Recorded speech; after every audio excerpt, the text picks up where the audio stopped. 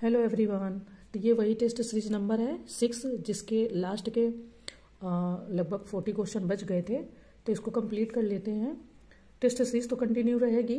मैंने आपके लिए जो इन्वायरमेंट इकोलॉजी की सीरीज भी चालू की है, तो उससे काफ़ी रिकॉल होंगे क्वेश्चन और काफ़ी चीज़ें समझ में आएंगी।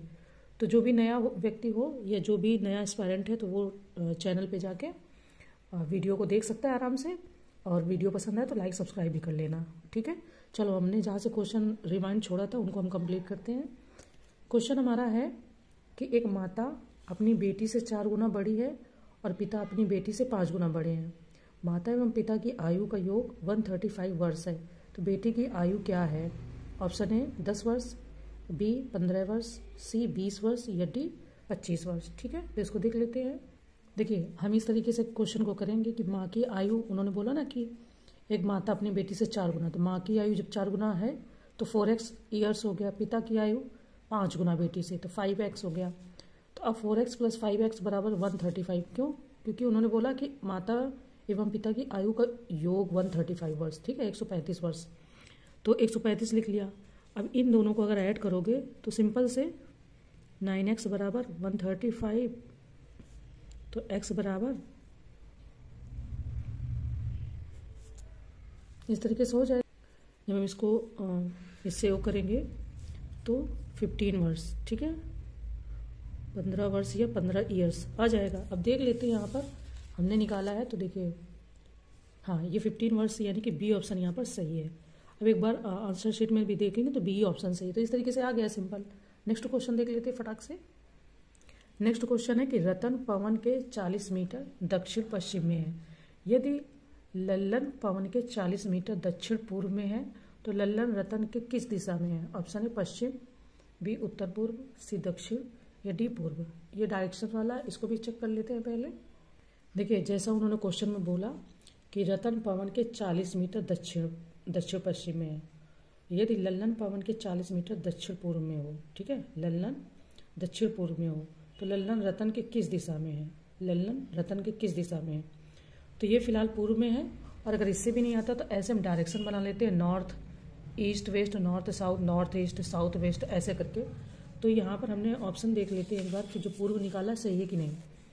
तो एक सेकेंड, हाँ, ये देखिए क्वेश्चन में पूर्व भी दिया है, डी ऑप्शन, तो यही हमारा आंसर हो जाएगा। डायरेक्शन का है, जब डायरेक्शन के हिसाब से आप करोगे सॉल्व तो आंसर आ जाएगा आपका। ठीक है, नेक्स्ट क्वेश्चन देखते हैं अपना। नेक्स्ट क्वेश्चन कहता है कि यदि किसी निश्चित कोड में डेट को WZGV लिखा जाता है, तो निम्नलिखित में से किस कोड को कम के लिए लिखा जा सकता है? ठीक है, ये उसका है कोडिंग डिकोडिंग का, अल्फ़ाबेट का, तो आराम से निकल आएगा। इसको मैंने कई बार बताया भी है।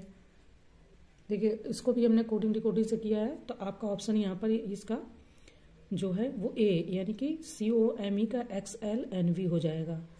XL यहाँ पर भी है लेकिन VN है, यहाँ पर N पहले आया, V बाद में आया, बस थोड़ा सा डिफरेंस उन्होंने किया है। तो अगर इसको सही से नहीं निकालोगे तो आंसर तुरंत गलत हो जाएगा। ठीक है, आप इसको करके देख लेना, जैसे मैंने बताया आपका भी निकल आएगा। आगे बढ़ते हैं। नेक्स्ट क्वेश्चन है कि दूसरे चित्र में X क्या है? ये यहाँ पर संख्याएं दी गई हैं, तो हमको इन्हें निकालना है। ठीक, देखो इसमें इन्होंने क्या किया है कि जैसे 7 के टेबल पढ़ोगे, 7 × 21, तो ये यहाँ 21 आया। फिर 17 की टेबल पढ़ोगे 7 टाइम, तो 119 आ जाएगा। ऐसा ही यहाँ पर भी किया गया है, तो जिसका आंसर यहाँ पर बन रहा है वो आपका 29 बन रहा है। ठीक है, ये जब सॉल्व करोगे तो आ जाएगा, क्योंकि इसका और इसका दिया है, तो इन्हीं दोनों के अकॉर्डिंग मैंने इसका भी निकाला है। ठीक है, आगे बढ़ते हैं। नेक्स्ट क्वेश्चन हमारा कह रहा है कि यदि ए भाई है बी का, सी पिता है ए का, डी भाई है ई का, ई पुत्री है बी का, तो डी का चाचा कौन है? देखते हैं, ब्लड रिलेशन का क्वेश्चन है। देखिए, मैंने अपने अकॉर्डिंग अज्यूम करके बनाया है। ए भाई है बी का, सी पिता है बी का, यानी कि ये दोनों भाई हैं, और ये पिता है बी का। अब डी भाई है ई का, ये किसी और सदस्य को आप ऐड कर लो, मतलब एज्यूम कर लो अपने फैमिली में। डी भाई है ई का, यानी ये भाई बहन है, जिसमें से ये बॉय है और ये गर्ल है। अब ई पुत्री है बी की, ये दोनों पहले भाई भाई हैं, तो जब ये पापा है इसका, तो ये भाई है, तो ये इसका चाचा हो गया ना, मतलब कि भतीजी हो गई। ये जो ई है ये ए की भतीजी हो गई। तो इस तरीके से यहाँ जो कह रहे हैं ना कि तो डी का चाचा कौन, तो ए हो जाएगा। और ए मैंने खुद से निकाला, अभी मैंने आंसर शीट में देखा तो ए ही ऑप्शन आपका सही आ रहा है। ठीक है, मोस्ट प्रॉब्लली क्वेश्चन मेरे सही होते हैं ब्लड रिलेशन के, कभी कभी कोई मिस्टेक हो जाती है तो वो गलत हो जाते हैं। आगे बढ़ते हैं नेक्स्ट क्वेश्चन की तरफ। यहाँ कहते हैं कि उसे चुनिए जो अन्य 3 से भिन्न है। ऑप्शन ए जोड़, बी घटाव, सी गुणन, डी भिन्न। हालांकि ये सारे मैथ्स के वो लग रहे हैं तो भिन्न तो नहीं, पर देखते हैं क्या हो सकता है। देखिए जोड़, घटाव, गुणन ये सभी गणितीय मतलब कि वो हैं, मल्टीप्लिकेशन और मैथमेटिकल ऑपरेशन है, जबकि जो भिन्न है वो फ्रैक्शनल है। ठीक है, तो भिन्न यहाँ पर डी ऑप्शन आपका सही हो जाएगा। आगे बढ़ते हैं। नेक्स्ट है कि 5 घड़ियां क्रमशः 3, 4, 5, 6 और 7 सेकंड के अंतराल पर बजती हैं। किसी समय एक साथ बजने के कितनी देर बाद फिर एक साथ बजेंगी। Option A 3 minute 30 second, B 5 minute, C 7 minute या डी 6 मिनट। कोई दिक्कत नहीं है, इन सभी का ना वो निकालना पड़ेगा जो पहले स्कूलों में हम लोगों को ऐसे करके लघुत्तम समाप्त वर्ग तक करके बताया जाता था, वो निकाल लेंगे तो खास दिक्कत नहीं होगी और आंसर आपका सी आ जाएगा 7 मिनट बाद। ठीक है, निकाल लेंगे सारी संख्याओं का तो आराम से आ जाएगा, बहुत सिंपल है और बिना मतलब में टाइम जाएगा। हम तब तक नेक्स्ट क्वेश्चन देखते हैं। अगर आप लोगों से नहीं हो तो फिर कमेंट कीजिएगा। पहली बात तो हो ही जाएगा, जब इसकी तैयारी करें तो इतना तो सिंपल तो हो ही जाना है। ठीक है, देखिए अब इसी में आगे ना करंट के क्वेश्चन आएंगे, सबसे इंपॉर्टेंट वही रहते हैं क्योंकि करंट को रिवाइज करना और उसको मेंटेन करके मतलब याद रखना क्वेश्चन बहुत ज़रूरी है। करंट के क्वेश्चन भी आए, आप MPPSC का प्री का पेपर हो गया है अभी 17 तारीख को, उसको देखिएगा। और एक उत्तराखंड का हुआ RO का, यही इसी तरीके से इसी लाइन का, तो आप उसको देखिएगा, आपको आइडिया हो जाएगा कि करंट के कितने क्वेश्चन किस तरीके से पूछे गए हैं। फिलहाल क्वेश्चन 101 नंबर देखते हैं। यदि 18 फरवरी 1997 को मंगलवार था तो 18 फरवरी 2000 को है। ऑप्शन ए सोमवार, बी बुधवार, सी शुक्रवार, डी शनिवार। ठीक है, देखते हैं। देखिए इसका सिंपल कॉन्सेप्ट है, हालांकि पता नहीं आप में से कितने लोगों को ये वाला जो मुझे पता है वो पता है कि नहीं, पर फिर भी मैं बताती हूँ। एक कॉन्सेप्ट है कि जैसे इन्होंने पूछा कि यदि 18 फरवरी 1997 को मंगलवार था तो 18 फरवरी 2000 को, जब 18 फरवरी 1997 को मंगलवार था तो 18 फरवरी 1998 को बुधवार होगा। एक दिन वो बढ़ जाता है आगे को, क्योंकि ये 29 तारीख वाली फरवरी नहीं है, मतलब जो अधिवर्ष बोलते हैं ना, जो वो लीप ईयर्स, वो नहीं है। इसके बाद में 18 फरवरी 1999 को बृहस्पतिवार, एक एक दिन उसमें बढ़ता जाएगा, तथा 18 फरवरी 2000 को शुक्रवार होगा। ये मेरे कॉन्सेप्ट से निकलता है, आपको अगर उस तरीके से पता होगा तो निकालेंगे, नहीं जो आपको जो अपना तरीका पता है आप उससे निकाल के देखिएगा, आंसर आपका यही आएगा। ठीक है, तो यहाँ पर शुक्रवार होगा। और लीप ईयर्स का अलग कॉन्सेप्ट है, उसको फिर जब कोई क्वेश्चन आएगा तो उसमें देखेंगे। ठीक है, देखिए ऐसा ही क्वेश्चन अभी उसमें पूछा गया था, UPSC में भी ये पूछा गया था, मैंने आपको बताया था। अभी इसके पहले टेस्ट में पूछा गया था कि 3 कितनी बार आएगा, है ना। इसमें क्या है, 3 से विभाज्य संख्याओं को छोड़कर 1 से 99 संख्याओं तक की गिनती में अंक 5 कितनी बार आएगा, है ना। तो देखते हैं, PDF मैं सेंड करूँगी तो उसका कॉन्सेप्ट आप देखिएगा, लेकिन मैंने भी जो सीखा है उसमें आपका 3 से विभाज्य संख्याओं को अगर छोड़ेंगे तो आपका जो 1 से 99 तक की गिनती में 5 अंक जो है वो आपका 14 यानी कि 14 बार आएगा। ठीक है, आगे बढ़ते हैं। ये भी कुछ नहीं, उसी तरीके से है कि कुल विद्यार्थियों की संख्या 100 हम मान के चलेंगे, और हिंदी में फेल विद्यार्थियों का जो क्वेश्चन है कि एक परीक्षा में 40% विद्यार्थी हिंदी में फेल हुए हैं, 50% अंग्रेजी में फेल हुए हैं। यदि 21% विद्यार्थी दोनों विषयों में फेल हुए तो ज्ञात कीजिए कि हिंदी में कितने प्रतिशत विद्यार्थी पास हुए हैं। ऑप्शन ए 31%, बी 40%, सी 55% या डी 60%। तो है ना वो कॉन्सेप्ट कि आप 100 मान लो और फिर पहले है ना 100 यहाँ मानेंगे, पहले 40% है, 100 × 40 बाई 100 बराबर 40। फिर हिंदी में पास विद्यार्थियों की संख्या 100 - 40 बराबर 60 बचेंगे। तो उस तरीके से जो आंसर आएगा वो 60% आ जाएगा। ठीक है, आगे बढ़ते हैं।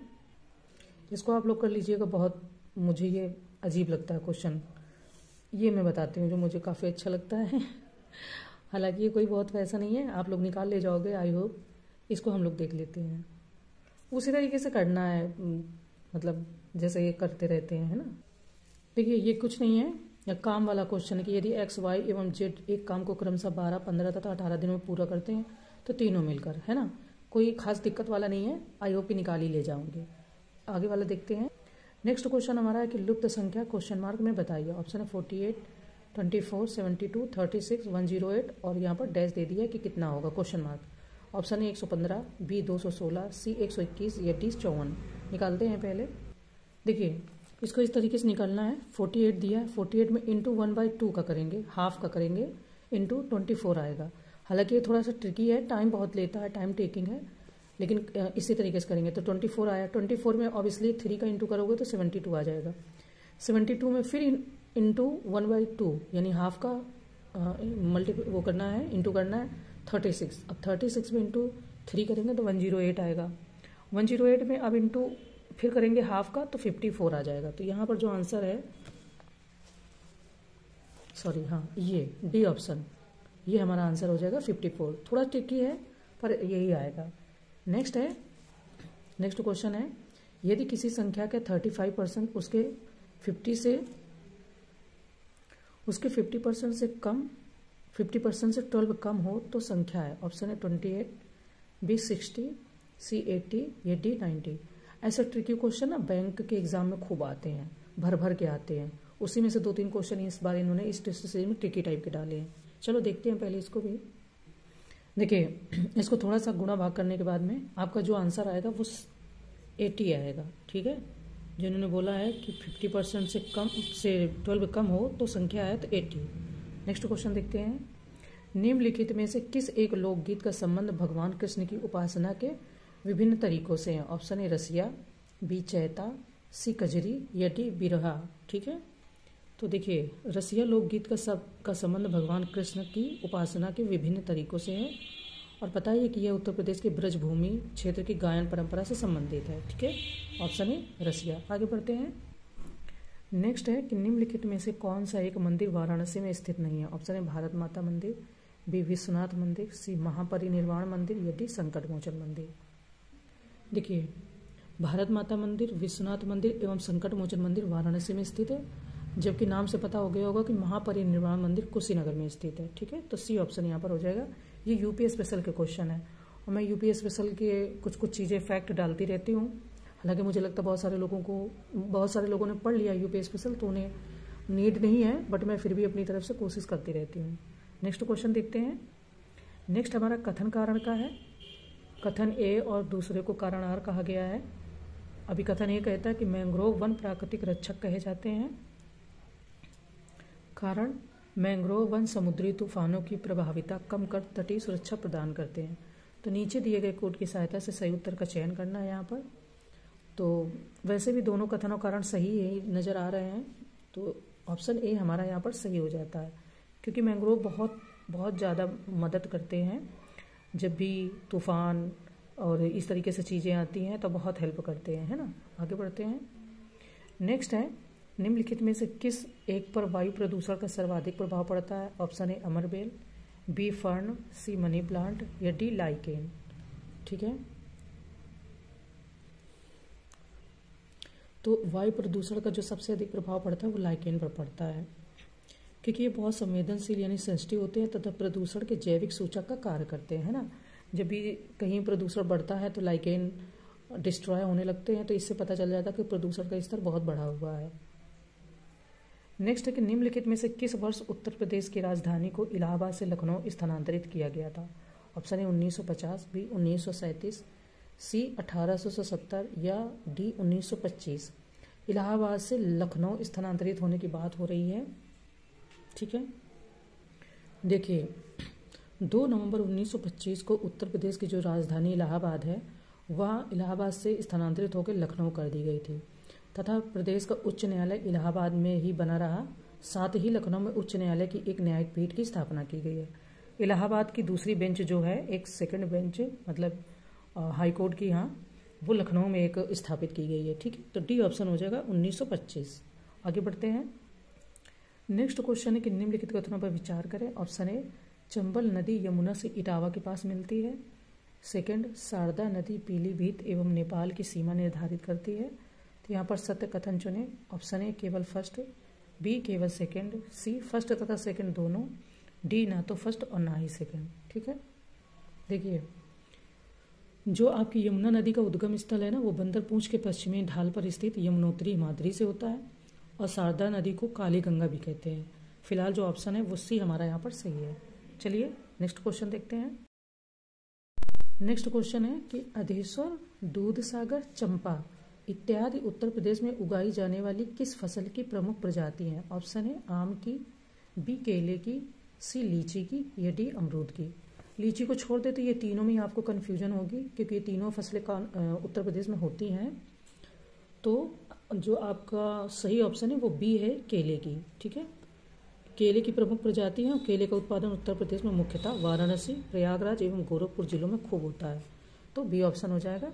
नेक्स्ट क्वेश्चन देख लेते हैं। नेक्स्ट क्वेश्चन हमारा है कि निम्नलिखित युग्मों में से कौन सा एक सही सुमेलित नहीं है? ये उद्योग है और ये स्थान है। ऑप्शन है उर्वरक कारखाना आंवला, बी तेल शोधक कारखाना Mathura, C deep meat freeze plant Aligarh, D परमाणु शक्ति केंद्र नरौरा। अब यहाँ पर अगर आपको चारों पता है तो ही आपका आंसर निकल पाएगा, है ना। जो सी है आपका, उन्होंने बोला कि एक सही सुमेलित है, तो deep meat freeze plant Tundla Firozabad में स्थित है। ठीक है, ये अलीगढ़ में नहीं है, ये आपका फिरोजाबाद में है। यहाँ पर फिरोजाबाद हो जाएगा, यही आपका गलत सुमेलित है। ठीक है, नेक्स्ट क्वेश्चन देखते हैं। नेक्स्ट है कि निम्नलिखित में से कौन सी एक नहर प्रयागराज जिले में सिंचाई का प्रमुख साधन है? ऑप्शन है केन नहर, बी बेलन नहर, सी नगवा बांध नहर, या डी सपरार नहर। ठीक है, तो जो बेलन नदी है, बेलन नहर है, वो प्रयागराज जिले में सिंचाई का प्रमुख साधन है। ये तो हो गया आपका इस क्वेश्चन का आंसर। केन नहर के बारे में देख लेते हैं। केन नहर से बांदा जिले की सिंचाई होती है। जो आपका नगवा नहर है, नगवा नहर से मिर्जापुर एवं सोनभद्र जिले की सिंचाई होती है। और जो आपकी सपरार नहर है, सपरार नहर से झांसी एवं हमीरपुर जिले की सिंचाई होती है। तो आपको इस क्वेश्चन का आंसर पता चल गया और साथ में 3 क्वेश्चन के बारे में और जानकारी हो गई। ठीक है, आगे बढ़ते हैं। नेक्स्ट है कि क्षेत्रफल की दृष्टि से उत्तर प्रदेश का दूसरा सबसे बड़ा जिला है। ऑप्शन है हरदोई, बी प्रयागराज, सी सीतापुर, या डी सोनभद्र। देखिए, क्षेत्रफल की दृष्टि से सबको पता है कि उत्तर प्रदेश का सबसे बड़ा जिला पहली बात तो लखीमपुर खीरी है फर्स्ट नंबर पर, जो 7,680 वर्ग किलोमीटर में है। इसके पश्चात जो सेकंड लार्जेस्ट जिला आता है वो आता है आपका सोनभद्र, जो 6,905 वर्ग किलोमीटर पर है। तो सोनभद्र हो जाएगा। आगे बढ़ते हैं। नेक्स्ट क्वेश्चन है कि सूची फर्स्ट को सूची सेकंड से सुमेलित करें तथा नीचे दिए गए कोड की सहायता से सही उत्तर का चयन करें। ये सूची फर्स्ट है, जिले हैं, और ये ODOP के तहत उत्पाद है, 1 प्रोडक्ट और 1 डिस्ट्रिक्ट के तहत सूची सेकंड है। Option A Ballia, black pottery, B Azamgarh bindi, C Amroha zari का काम, या डी बरेली संगीत वाद्य यंत्र। ये यहाँ पर कोड दिए गए, इन्हीं से हमें आंसर को निकालना है। देखिए, मतलब आंसर यहाँ से हमें बताना है। ऑप्शन ए जो आपका बलिया है ना, यहाँ पर ये बिंदी का काम होता है, ना कि मतलब बिंदी का प्रोडक्ट है। आजमगढ़ जो है यहाँ पे आपका ब्लैक पॉटरी हो जाएगा। अमरोहा आपका हो जाएगा संगीत वाद्य यंत्र के लिए, और बरेली आपका बचा जरी काम का। तो इस तरीके से देखेंगे, A2 B1, A2 दो जगह है, B1 B, अब ये फर्स्ट आंसर यहाँ पर हो जाएगा ऑप्शन ए। ठीक है, आगे बढ़ते हैं। नेक्स्ट क्वेश्चन है कि निम्नलिखित युग्मों में से कौन सा एक सही सुमेलित नहीं है? यहाँ पर भी सही सुमेलित नहीं बताना है। ऑप्शन ए गहन परिस्थितिकी अर्निजनेस, बी परिस्थितिकी तंत्र टांसले, सी परिस्थितिकी जी टेलर, डी परिस्थितिकी निश्चय ग्रीनेल। ठीक है, अब यही हमने परिस्थितिकी तंत्र में जो क्वेश्चन बताए उसमें ये चीज़ें दी गई हैं। उसको पढ़ने से देखो क्वेश्चन का आइडिया लगता है, प्लस नए क्वेश्चन भी पता चलते हैं। मतलब नए क्वेश्चन को हम टैकल कर सकते हैं। अगर हमने उसको पढ़ा है तो हम क्वेश्चन का आंसर दे देंगे, है ना। तो जो यहाँ पर सही सुमेलित नहीं है वो है आपका परिस्थितिकी। परिस्थितिकी आपकी परिभाषा जो दी वो अर्नेस्ट हैकले ने दी थी, ठीक है, ना कि जी टेलर ने। ये यहाँ पर आपका गलत सुमेलित है। आगे बढ़ते हैं, नेक्स्ट क्वेश्चन देखते हैं।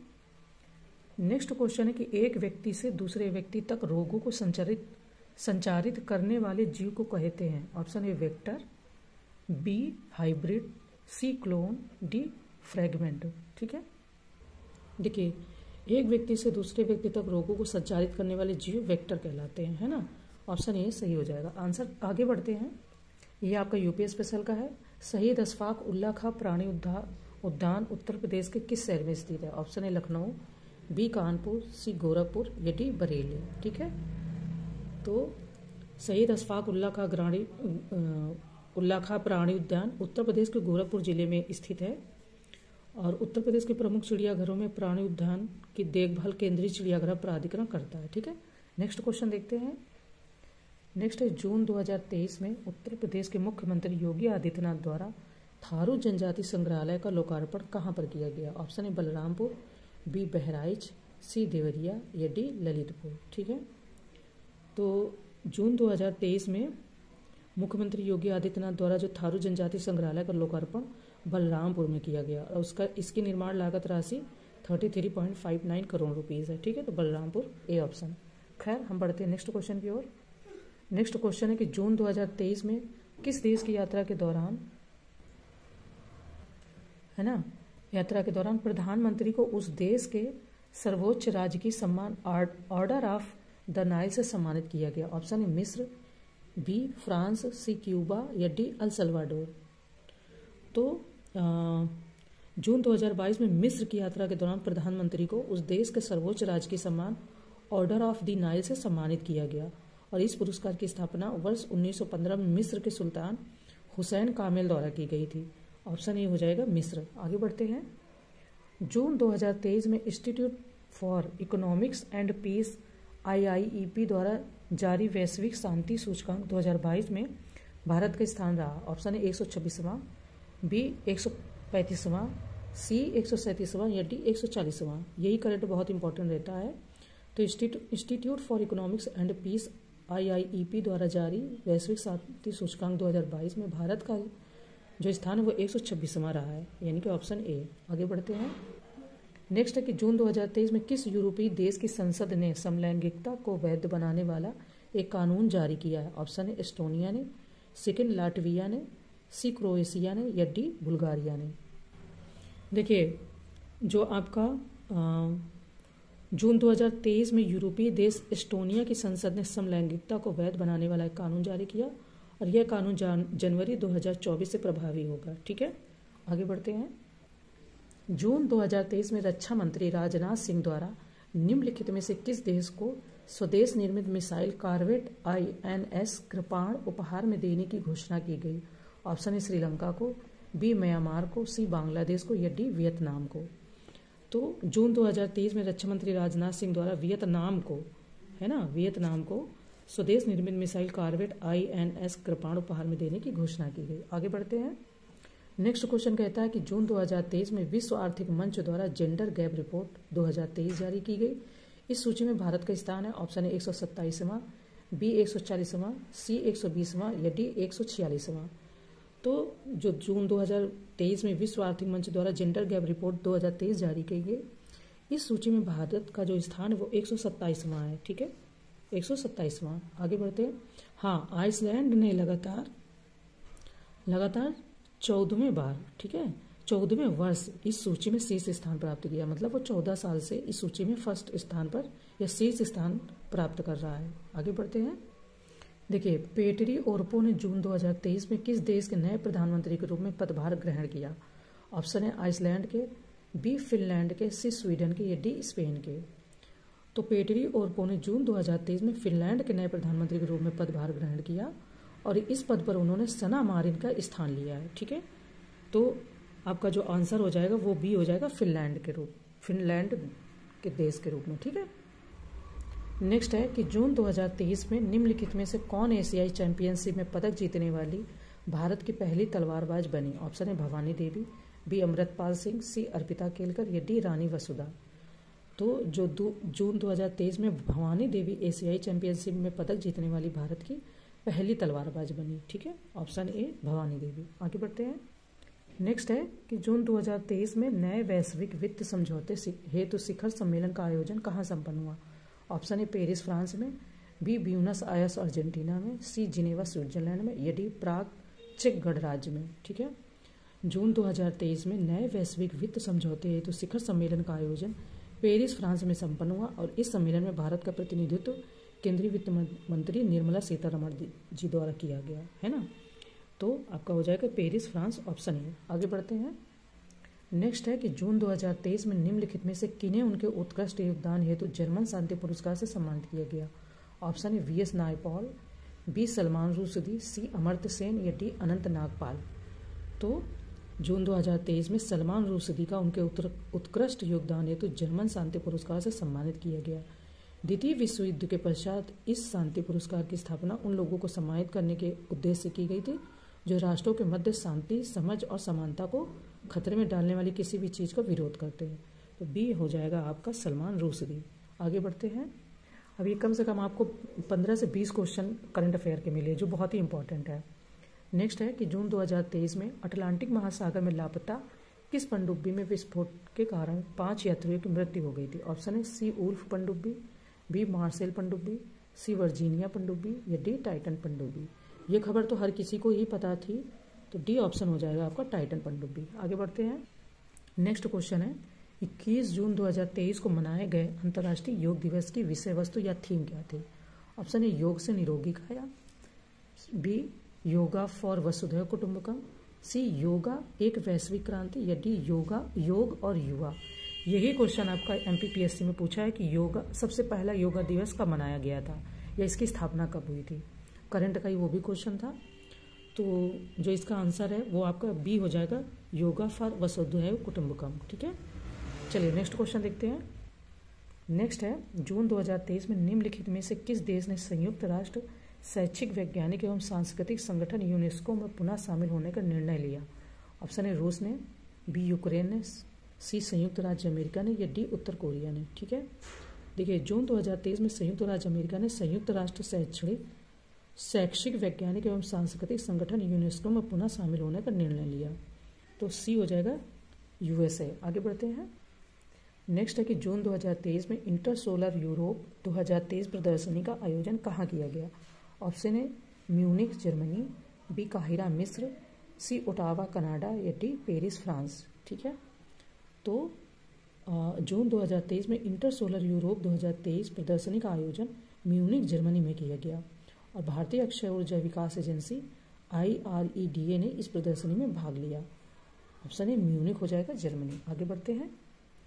नेक्स्ट क्वेश्चन है कि जून 2023 में निम्नलिखित में से किस एक तूफान ने गुजरात के सौराष्ट्र एवं कच्छ क्षेत्र में भारी तबाही मचाई? ऑप्शन है बिपरजॉय, बी हुदहुद, सी निसर्ग या डी लुलू। तो जून 2023 में बिपरजॉय साइक्लोन ने गुजरात के सौराष्ट्र एवं कच्छ क्षेत्र में भारी तबाही मचाई।